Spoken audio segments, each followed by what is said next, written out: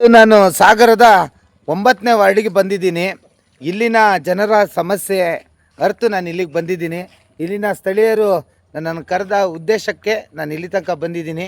ಇದು ಲೈವ್ ಸಾಗರದ K15ನ ಸುದ್ದಿ ಆಗಿರುತ್ತೆ. ನೀವು ನೋಡ್ಬೋದು ಇಡೀ ಈ ಒಂದು ಗಲ್ಲಿ ಯಾವ ರೀತಿಯಾಗಿದೆ ಅಂದರೆ, 1 ವರ್ಷ ಆಯ್ತಂತ ಇಲ್ಲಿ ಸ್ಥಳೀಯರು ಹೇಳ್ತಾರೆ. ಒಂದು ಮೂಲಭೂತ ಸೌಕರ್ಯ ಇಲ್ಲದೆ ಇಲ್ಲಿನ ಸ್ಥಳೀಯರು ಪರದಾಡ್ತಾ ಇದ್ದಾರೆ. ಇಲ್ಲಿನ ನೋವು ಬವಣೆಗಳನ್ನು ಆಲಿಸೋರೇ ಇಲ್ಲ. ಇಲ್ಲೊಂದು ಮೇಲೆ ಅಂಗನವಾಡಿ ಸ್ಕೂಲ್ ಇದೆ ಅಂತೆ, ಆ ಮಕ್ಕಳು ಕೂಡ ತಿರುಗ್ತಾರೆ. ಇಲ್ಲಿ ಹಾವುಗಳು ಕೀಟಗಳೆಲ್ಲ ಇದ್ದಾವೆ ಅಂತ ಹೇಳ್ತಾರೆ. ಇಲ್ಲಿನ ಸೀನಿಯರ್ಸ್ ಎಲ್ಲ ಬಂದಿದ್ದಾರೆ, ಇಲ್ಲಿನ ಸ್ಥಳೀಯ ನಾಗರಿಕರು ಕೂಡ ಬಂದಿದ್ದಾರೆ. ನೀವು ನೋಡ್ಬೋದು ಎಲ್ಲರಿಗೂ ಇಲ್ಲಿ ಪ್ರತಿಯೊಬ್ಬರು ಮೂಲಭೂತ ಸೌಕರ್ಯ ವಂಚನೆ ಆಗಿದ್ದಾರೆ. ಯಾರು ಹಣ ಕೊಡಿ ಮತ್ತೊಂದು ಕೊಡಿ ಇದು ಕೊಡಿ ಅಂತ ಕೇಳಲ್ಲ. ಮತದಾನ ಮಾಡಿದ ಮೇಲೆ ನಮಗೆ ಬೇಕಾಗಿರೋದು ಏನು? ಮೂಲಭೂತ ಸೌಕರ್ಯ. ಮೂಲಭೂತ ಸೌಕರ್ಯ ಅಂದರೆ ವಿದ್ಯುತ್ತು, ಸ್ವಚ್ಛತೆ, ಚರಂಡಿ, ನೈರ್ಮಲ್ಯ ಅಂಥದ್ದು ವಸ್ತು ಬೇಕು ಅಂತ ಕೇಳ್ತಾರೆ. ಹಾಗಾಗಿ ನಾವು ನಗರಸಭೆಯವರ ಹತ್ರ ಕೇಳೋದು, ದಯವಿಟ್ಟು ಇಲ್ಲಿನ ಜನರ ಬವಣೆಗಳನ್ನು ಆಲಿಸ್ರಿ ಅಂತ ಕೇಳ್ತೀನಿ. ಸರ್ ನಮಸ್ತೆ. ನಮಸ್ತೆ. ನಮಸ್ತೆ. ತಮ್ಮ ಹೆಸರು? ಶ್ರೀಧರ ಅಂತ. ಎಷ್ಟು ವರ್ಷದಿಂದ ವಾಸ ಸರ್ ತಾವು ಇಲ್ಲಿ? 12 ವರ್ಷ. 12 ವರ್ಷದಿಂದ ವಾಸ ಇದೆ. ಈಗ ಇಲ್ಲಿನ ಸಮಸ್ಯೆ ಹೇಳಿ ಸರ್. ಇಲ್ಲಿ ಸಮಸ್ಯೆ ಇಲ್ಲಿ ಚರಂಡಿನೇ ಇಲ್ಲ. ಚರಂಡಿ ಮುಚ್ಚಿ ಹೋಗಿದೆ. ಹೌದು. ಆಮೇಲೆ ಆ ಕಡೆ ಈ ಕಡೆ ಎಲ್ಲ ಸವರ್ಲಿಕ್ಕೆ ಬರ್ತಾನೆ ಇಲ್ಲ. ವರ್ಷ ಮೇಲೆ ಆಯ್ತು ಬರ್ತಾ ಇಲ್ಲ.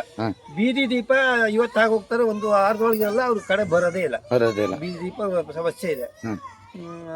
ಮೇಯ್ನ್ ಆಗಿ ಅದಷ್ಟು. ಇನ್ನು ಚರಂಡಿ ಇದೆ, ಚರಂಡಿ ಸ್ವಚ್ಛತೆ. ನಮ್ಮ ಪಕ್ಕದಲ್ಲಿ ಕಾಡಿದೆ, ಇವನ್ ಚಿರತೆ ಬಂದು ಹೋಗ್ಕೊಂಡ್ರು ಗೊತ್ತಾಗಲ್ಲ, ಅಷ್ಟಿದೆ.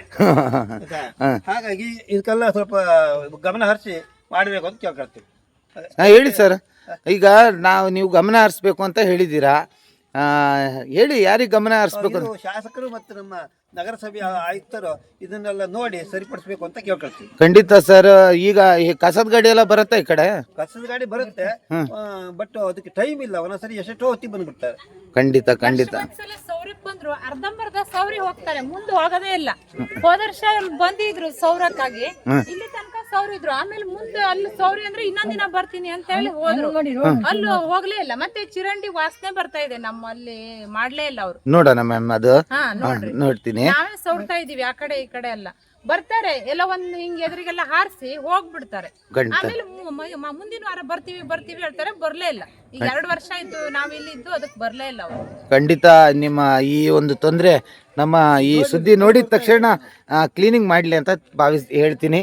ಹಾಗೆ ನೋಡ್ಬೋದು ನೀವು ಈ ರಸ್ತೆನೂ ಕೂಡ ಪ್ರತಿಯೊಂದು ಕಸ ತೊಟ್ಟಿ, ಒಂದೇ ಒಂದು ಚರಂಡಿ ಇಲ್ಲ. ಇಲ್ಲಿ ಮೂಲಭೂತ ಸೌಕರ್ಯ ಅನ್ನೋದೇ ವಂಚಿತರಾಗಿದ್ದಾರೆ. ಇಲ್ಲಿನ 9ನೇ ವಾರ್ಡಿನ ಲೋಹಿಯಾ ನಗರ ಅಲ್ವಾ ಇದು?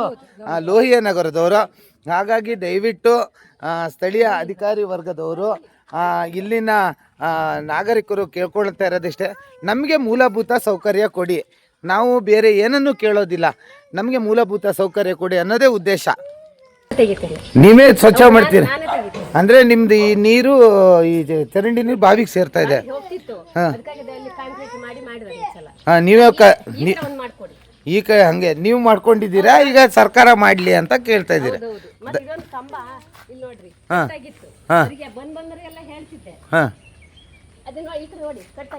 ಗೊತ್ತಾಯ್ತಾ?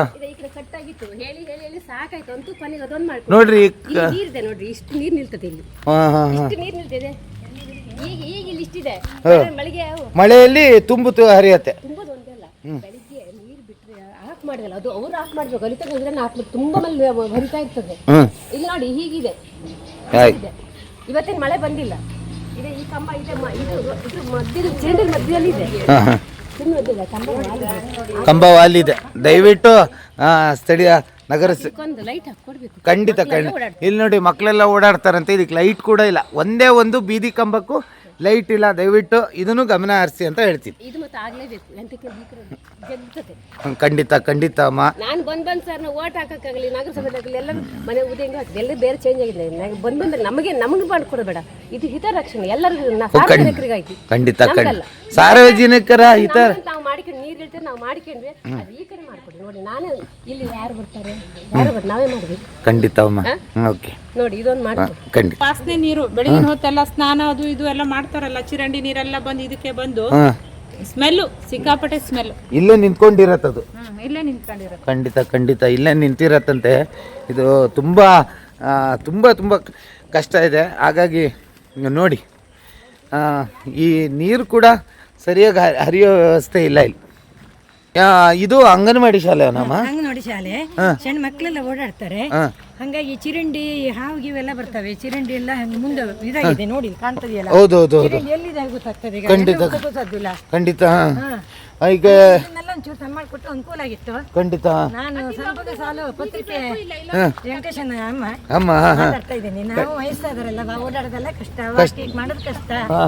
ಎಷ್ಟೊತ್ತಿಗೆ ಏನಾಗ್ತದೆಯೋ ಕಾಣ್ತಾ ಇದೆ. ಖಂಡಿತ ಖಂಡಿತ ಖಂಡಿತ. ಒಂಚೂರು ಇದನ್ನ ಇದು ನೋಡಿ, ಇದು ಅಂಗನವಾಡಿ ಶಾಲೆ ಅಂತ. ಇದು ಈ ಒಂದು ಏರಿಯಾದಲ್ಲಿ ಸ್ವಚ್ಛತೆ ಅನ್ನೋದೇ ಮರೀಚಿಕೆ ಆಗಿದೆ.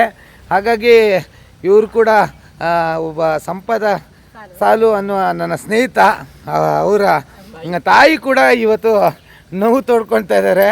ದಯವಿಟ್ಟು ಆದಷ್ಟು ಬೇಗ ನಮ್ಮ ನಗರಸಭೆಯವರು ಇದ್ರ ಕಡೆ ಗಮನ ಹರಿಸಿ ಅನ್ನೋದೇ ನನ್ನ ಉದ್ದೇಶ ಆಗಿರುತ್ತೆ. ಮತ್ತೆ ಏನಾದ್ರು ಸಮಸ್ಯೆ ಇದೆಯಮ್ಮ? ಒಂದು ಏರಿಯಾದಲ್ಲಿ ಒಂದೇ ಒಂದು ಬೀದಿ ದೀಪಗಳಿಲ್ಲ. ಎಲ್ಲೂ ಕೂಡ ಇಲ್ಲೆಲ್ಲೂ ಅಂಗನವಾಡಿ ಈಗ ಶಾಲೆ ಇದೆ, ಇಲ್ಲೆಲ್ಲೂ ಬೀದಿ ದೀಪ ಇಲ್ಲ. ಹಾಗಾಗಿ ದಯವಿಟ್ಟು ಇಲ್ಲಿ ಬೀದಿ ದೀಪನೂ ಕೂಡ ಹಾಕ್ಕೊಡು. ಬೀದಿ ದೀಪ ಇಲ್ಲೊಂದೇ. ನಾವು ಬಸ್ಸಿಗೆಲ್ಲ ಓಡಾಡ್ತೀವಿ, ಆಮೇಲೆ ಅಂಗಡಿ ಓಡಾಡ್ತೀವಿ, ಎಷ್ಟೊತ್ತಿಗೂ ನಾವು ಇಲ್ಲಿ ಓಡಾಡ್ತಾ ಇರ್ತೀವಿ, ವಾಕ್ ಮಾಡ್ತಾ ಇರ್ತೀವಿ, ಹಂಗೆ ಓಡಾಡ್ತಾ ಇರ್ತೇವಲ್ಲ. ಒಂದು ಬೀದಿ ದೀಪ ಒಂದು ಇಲ್ಲಿಂದ ಹಾಕ್ಸ್ಬೇಕು ಅಂತ ನಮ್ಮ ಸ್ಥಳೀಯರ ಬೇಡಿಕೆ. ಓಕೆ. ಅಂದ್ರೆ ಮನೆಯಲ್ಲಿ ನಂಗೆ ಮಲ್ಗಕ್ಕಾಗಲ್ಲ, ಸೊಳ್ಳೆ ಬಿಟ್ರೆ ಅದು ಒಂಚೂರು ಕ್ಲೀನು ಮಾಡಲ್ಲ, ಸೌರಲ್ಲ. ಹೀಗೆ ಹಲವು ಸಮಸ್ಯೆಗಳನ್ನು ಇಲ್ಲಿನ ಸ್ಥಳೀಯರು ತಮ್ಮ ಅಳಲನ್ನು ತೋಡ್ಕೊಂಡಿದ್ದಾರೆ. ಸುಮಾರು ಸಂಬಂಧಪಟ್ಟ ಅಧಿಕಾರಿಗಳು ಇದ್ರ ಕಡೆ ಗಮನ ಹರಿಸಿ ಆದಷ್ಟು ಬೇಗ ಸ್ವಚ್ಛತೆಯ ಕಾರ್ಯದಲ್ಲಿ ಕೈ ಜೋಡಿಸಬೇಕು ಅನ್ನೋದೇ ನಮ್ಮ ಪ್ರಾರ್ಥನೆ ಆಗಿದೆ. ಈ ಒಂದು ವರ್ಷದಲ್ಲಿ ಮಾಡಿದಂತಹ ರಸ್ತೆ ಕೂಡ ಇಲ್ಲಿ ಎಲ್ಲವೂ ಕೊಚ್ಚಿ ಹೋಗ್ತಾ ಇದೆ. ಹಾಗಾಗಿ ಈ ರಸ್ತೆ ಕೂಡ ಒಂದು ವರ್ಷವೂ ಆಗಿಲ್ಲ, ಅಷ್ಟು ಬೇಗ ಹಾಳಾಗಿದೆ ಅಂತ ಇಲ್ಲಿನ ಸ್ಥಳೀಯ ನಿವಾಸಿಗಳು ಕೂಡ ಇದರ ಬಗ್ಗೆ ಅಳಲು ತೋಡ್ಕೊಂಡಿದ್ದಾರೆ. ಆ ರಸ್ತೆಯನ್ನು ಕೂಡ ಸ್ಥಳೀಯ ಶಾಸಕರು ಗಮನ ಹರಿಸಬೇಕು ಅನ್ನೋದೇ ನನ್ನ ಉದ್ದೇಶ ಕೂಡ ಆಗಿರುತ್ತೆ. ನೋಡೋಣ ಮುಂದೆ ಏನು ಮಾತಾಡ್ತಾರೆ ಇಲ್ಲಿನ ಸ್ಥಳೀಯರು.